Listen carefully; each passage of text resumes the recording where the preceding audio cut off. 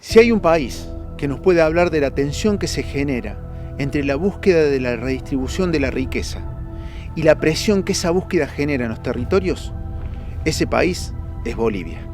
El MAS, expresión política de movimientos sociales de Bolivia, liderado por dos figuras. Una carismática, como la de su presidente, Evo Morales. La otra, uno de los intelectuales más lúcidos de nuestra contemporaneidad, su vicepresidente, Álvaro García Lineras. El mundo indígena, nutrido por la experiencia comunitaria, asamblearia y autonomista, cuyo logro máximo fue trasladar ese mundo plurinacional a la Constitución, una antesala de lo que sería el proceso revolucionario del vivir bien. La tensión comienza a perfilarse con el crecimiento del ala desarrollista, con base en la izquierda clásica, que amenaza con avanzar sobre el proceso plurinacional que se está viviendo en Bolivia. Hoy les presentamos Tensión Boliviana.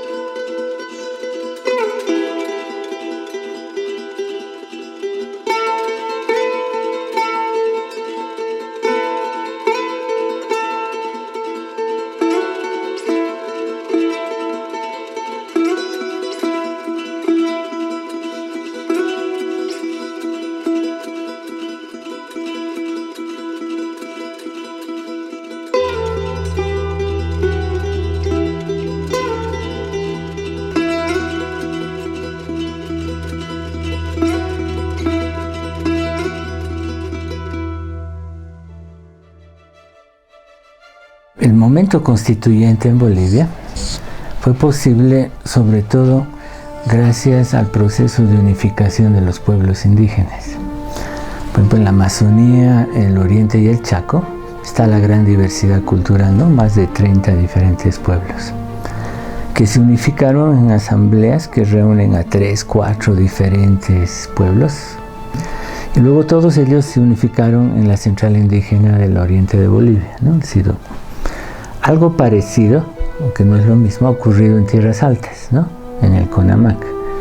O sea, diferentes naciones aymaras y quechuas se han unificado, sobre todo aquellas que todavía mantienen estructuras comunitarias, ¿no?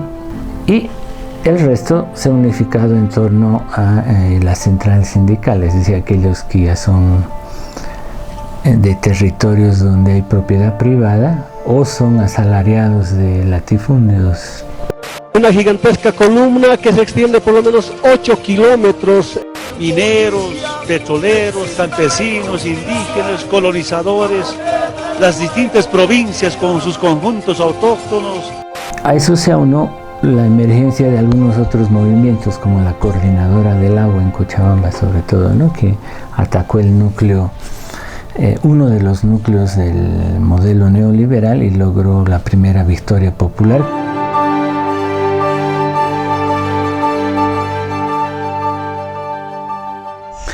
Porque aquí en Bolivia, y particularmente en Cochabamba, la gente, ante la ausencia estatal, ha ido construyendo sistemas autogestionarios de agua, los famosos comités de agua, deshiego y agua potable. Y el comité de agua se convierte en un espacio autónomo de autogestión donde no solamente se gestiona el agua, sino se gestiona la vida como tal, porque a raíz de discutir la problemática del agua en los barrios, se discute la vida cotidiana de la gente y se establecen formas de relacionamiento y de convivencia social, como el agua, absolutamente horizontales, transparentes, en permanente movimiento y muy alegres, ¿no? Yo creo que eso no entendieron los neoliberales ni el Banco Mundial. Si el gobierno no quiere que Aguas del Tunari se vaya, el pueblo tiene que sacar Aguas del Tunari, compañeros. Que el atentar contra estas formas, no solamente de convivencia social, donde la gente establecía sus propias reglas en función de sus valores, sino también que de una u otra forma se convertía en una especie de poder popular. De lograr la primera victoria contra el modelo económico neoliberal. Están viniendo con balas los policías, armas de fuego están manejando, ya no miran a quién. Cuando uno se pregunta, ¿y cómo es que en el Alto mujeres cargadas de sus bebés salieron a enfrentar el ejército con la convicción de que iban a recuperar sus recursos naturales, los hidrocarburos en este caso, ¿no? Y ellas lo decían, ¿no? Con mucha conciencia, es que no hay futuro, ¿no? O morimos ahora, o si lo entregan el último recurso que le queda a este país, no tenemos futuro para nuestros hijos. Una irrupción de sindicatos, de comunidades, de colectividades urbanas, de comerciantes, de estudiantes, que decían, bueno, tenemos derecho a participar, tenemos derecho a reclamar. Esos procesos de unificación y organización se activaron una red bien grande de asambleas deliberativas donde se discutía los problemas de organización, de unificación interna, pero también lo nacional, ¿no? La crítica al gobierno, al modelo. Y en algunos núcleos como la coordinadora se elaboraron propuestas de autogestión alternativa, y en el caso del Pacto de Unidad, que era la forma de unificación entre indígenas campesinos, se imaginó algunos rasgos del Estado plurinacional, ¿no? La crisis del neoliberalismo es producida por esta extensa red de diferentes formas de democracia directa, generan la crisis política.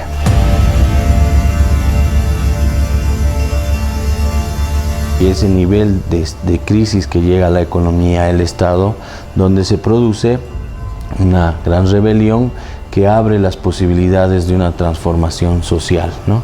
A través de la constituyente se puede trabajar un proyecto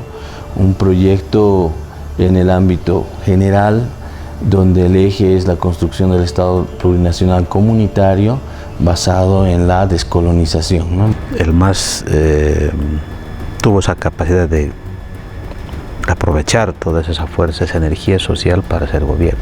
Y ustedes tomen el gobierno para horizontalizar el poder, es decir, devolver el poder a la gente. El presidente boliviano insistió en identificar al principal enemigo del planeta Tierra y convocó a combatirlo.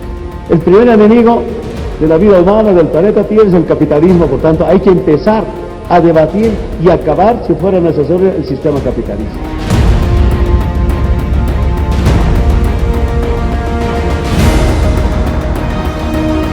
Donde antes no había indígenas, los indígenas eran los que traían el agua, los que limpiaban los pisos, ahora los indígenas gobiernan, son ministros, cancilleres, presidente, parlamentarios. Pero Estado es Estado.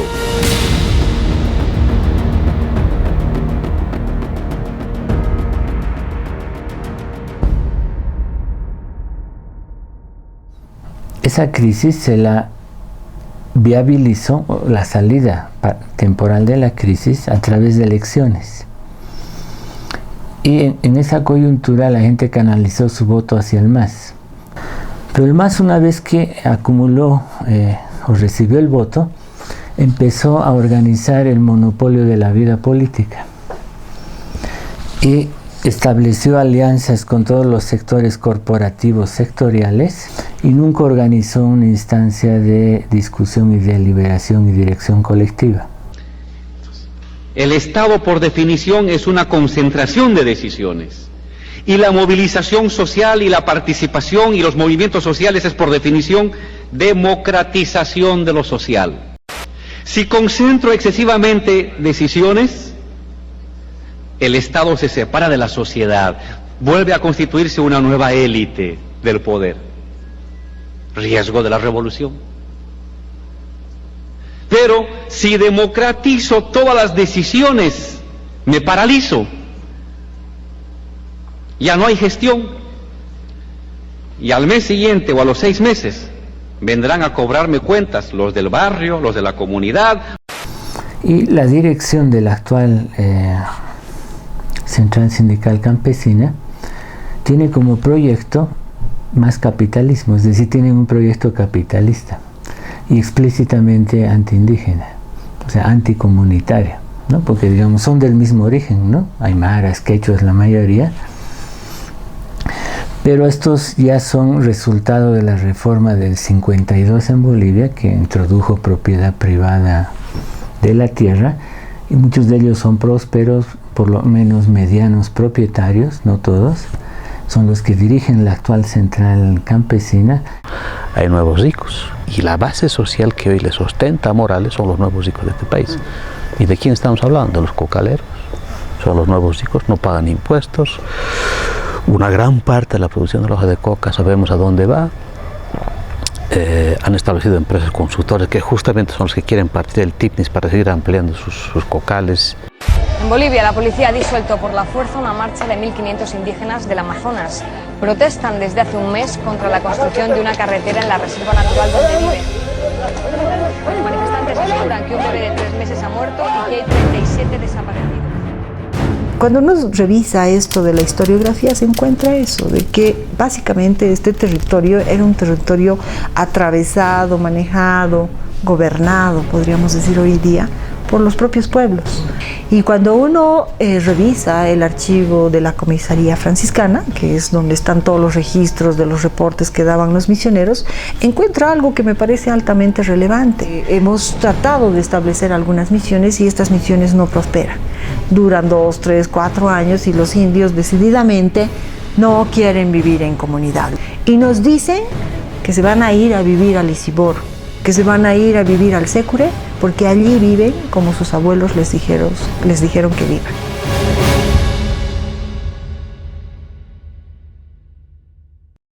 Colonizadores que ocupan los yungas, que no son los agroindustriales, que no es la gran oligarquía en Bolivia, que son campesinos andinos, que en el registro de su memoria histórica vienen de Ayllus, son originarios, y básicamente ingresan a una zona donde también hay indígenas. Eso es pura subalternidad en territorio, si lo miramos. Y esta subalternidad lidiando. Con la policía nosotros decíamos de que es un acto totalmente discriminatorio, reprimidor, porque la lucha de los pueblos indígenas ha sido pacífica. ¡Que no lo lleven! ¡Que no lo lleven! ¿Por qué no hacen esto así, señora? Están dejando a mi cosa botada. No me esperaba los argumentos que ha construido este gobierno para empezar, pero la verdad es que yo debo reconocer que después lo he hecho, que esos argumentos yo ya los había escuchado. ¿Cuál da más beneficio a nuestros hermanos del territorio? ¿La carretera o es que mantenerse en la clandestinidad? Mantenerse como indigentes o invigentes, mantenerlos como salvajes, por decir. Cuando yo llegaba a la frontera y llegaba, por supuesto, a casa de los productores de hoja de coca, porque no me alcanzaba el día para llegar a las comunidades indígenas, les pedía cobijo para dormir y muchas veces me dijeron: ¿qué haces con esos salvajes? ¿No te da miedo caminar con ellos?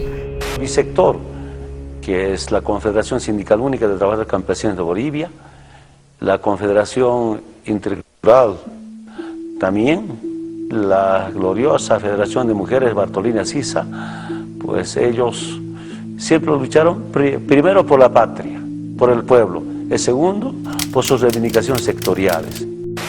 Estamos planteando como una demanda de nuestro sector la construcción inmediata de este camino que va a integrar al país del occidente con el oriente. La decisión de construir una carretera que va del Altiplano Valle a la Amazonía directamente tiene y tuvo fundamentalmente esa decisión: articular territorio. Y seguramente muchos bolivianos sentimos: no eres presidente de los cocaleros, no eres presidente de los bolivianos. Evo Morales lo que hizo fue traducir él es pues productor de hoja de coca. Él viene de Trazama, está a 40 minutos de Lisiborro. Yo personalmente no esperé que intervengan en la marcha con esa dosis de violencia. Muchos hermanos dirigentes hagan eso. Alguna gente infiltrada, algunos ONGs están, hermanas y hermanos, haciendo quedar mal a los hermanos indígenas. Es uno de los indígenas. Mire, tiene sangre, está con sangre. Un grupo de 50 personas armadas con flechas. Eso también indignó muchísimo, creo, a la ciudadanía, porque veíamos cómo, digamos, querían levantar una desinformación sobre la ciudadanía para imponer su proyecto, ¿no? Sabemos de que sigue siendo un tema muy sensible y que hay que conversar más con los grupos de ambientalistas, con los grupos que defienden la naturaleza, con sectores de los pueblos indígenas todavía opositores, con sectores de clase media urbanas que se sintieron interpelados por el tema medioambiental. Yo pienso que para Evo Morales era imposible pararse ante sus bases interculturales de productores de hoja de coca y decirles: compañeros, no podemos hacer esa carretera. ¿Somos o no somos un país indígena? ¿Le apostamos o no le apostamos por esta constitución? O sea, una catarsis fuerte, no solamente para el gobierno, sino para la sociedad boliviana.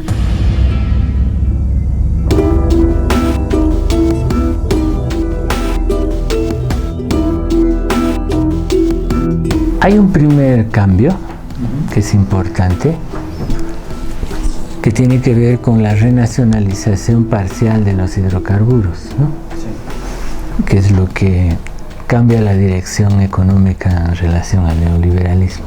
El salario mínimo ha aumentado, ¿no?, en relación a periodos anteriores.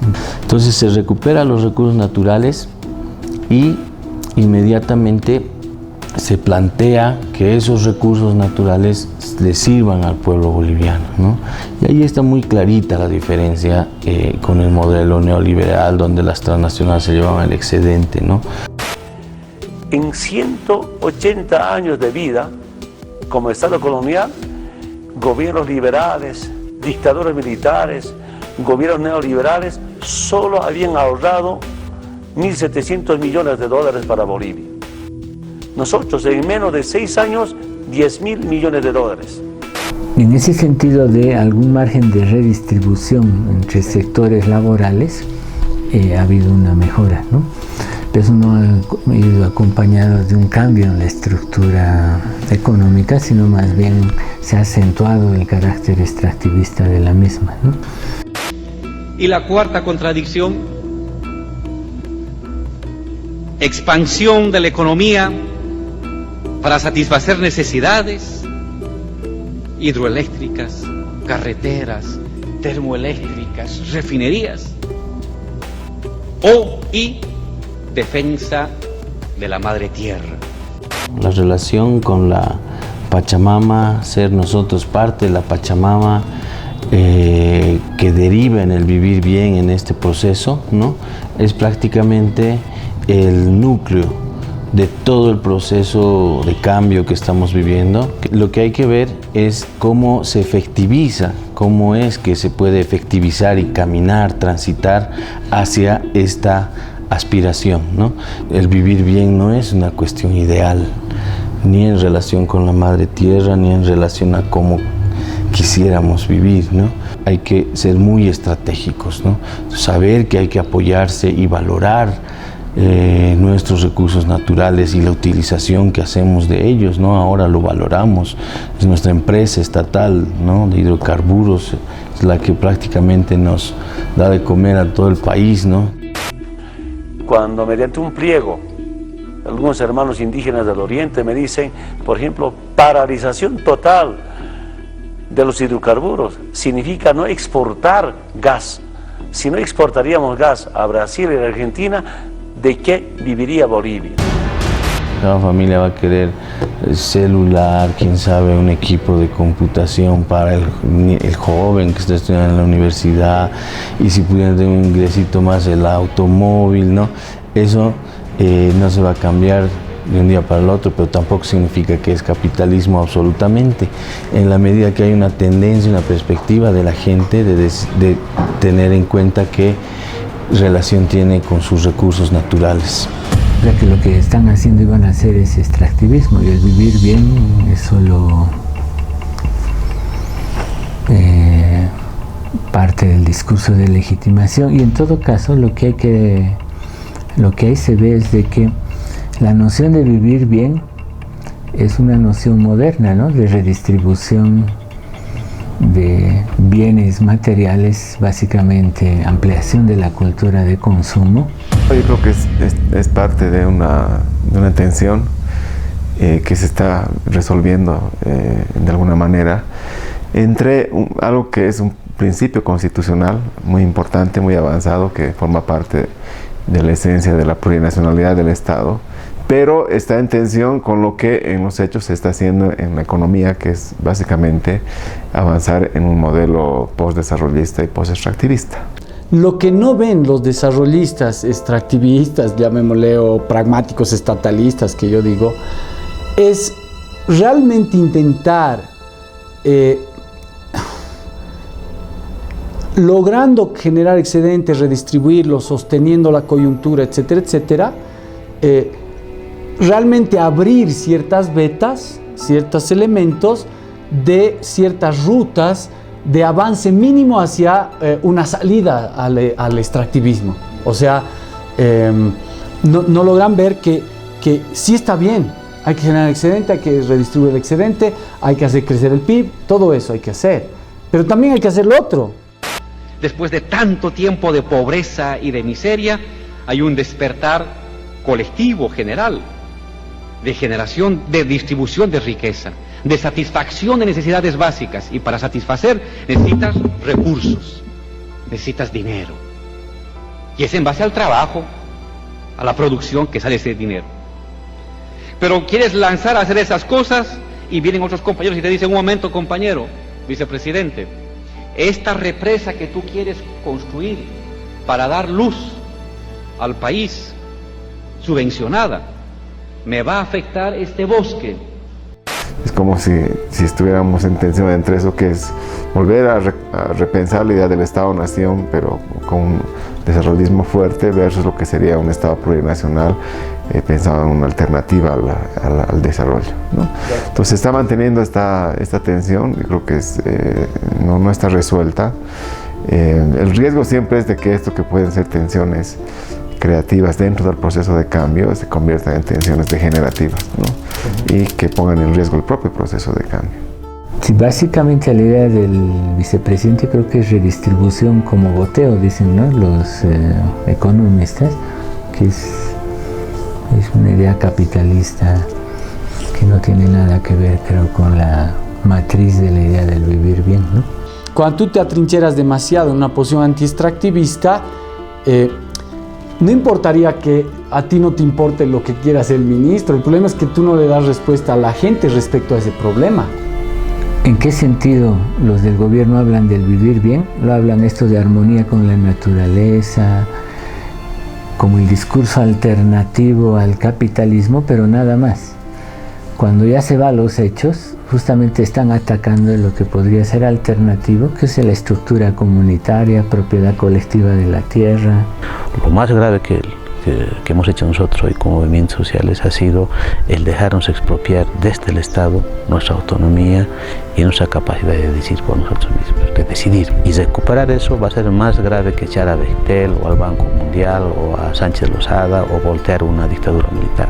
La justicia social implica, entre otras cosas, el aumento de la capacidad de consumo. Si no está acompañado de otras medidas, no estaría simplemente colaborando con una reproducción del capitalismo global, ¿sí?, incluso amenazando la conservación de costumbres que son necesarias para reproducir ese proyecto histórico. ¿Me entiendes? Entonces, ¿cómo piensa eso usted? Y es cierto que en gran medida el capitalismo se asienta justamente en su capacidad de subordinar las pautas culturales de consumo. Pero yo creo ahí que no hay que olvidar, primero, que el capitalismo no solo es el consumo, ¿no? Principalmente es este ámbito de la producción, cómo controla la producción de tal manera de enajenar la riqueza y el trabajo de los pueblos. Entonces eso es lo que un proyecto claramente empieza a cortar, a truncar y a generar con soberanía otra posibilidad. Y de ahí yo creo que poco a poco se van abriendo posibilidades muy complejas. Yo no daría la batalla por perdida.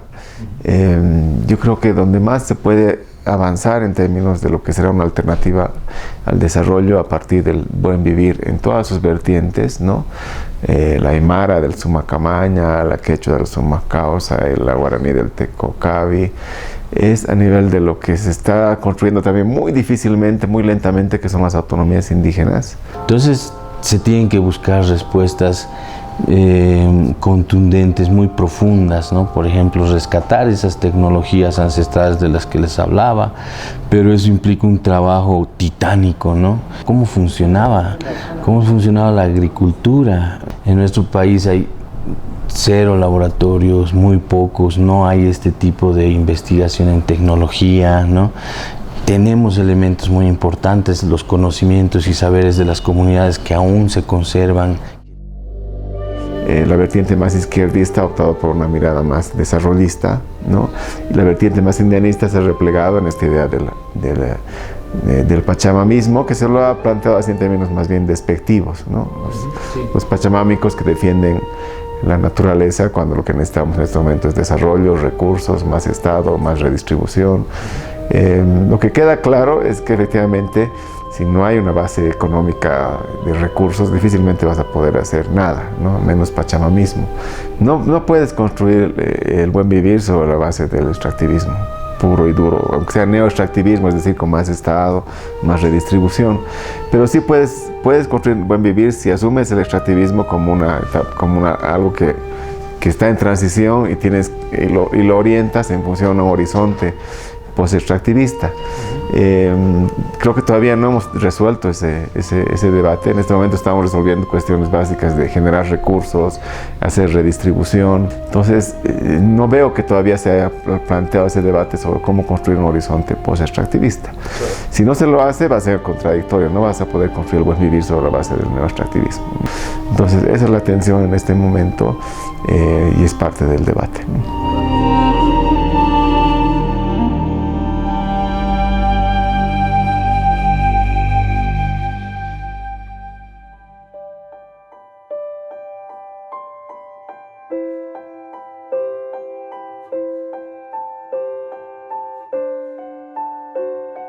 Esta es la historia de nuestra fuerza. La fuerza de nuestra madre tierra y nuestra naturaleza creadora. La fuerza de nuestros hombres indestructibles y de nuestras mujeres defensoras de la libertad. La fuerza que construye, que lucha, siente, ama y venera la vida todos los días. La fuerza de nuestra dignidad, la fuerza de la nacionalización. Hoy, Cochabamba se consolida como el centro de seguridad alimentaria del país, con la mayor inversión estatal hecha con recursos de los bolivianos. La planta de amoníaco úrea nos dará fertilizantes a todos los bolivianos y al mundo. Gracias a la industrialización de nuestros hidrocarburos, le devolvemos a la madre tierra la fuerza para seguir produciendo. YPFB es nuestra fuerza, la fuerza que transforma Bolivia.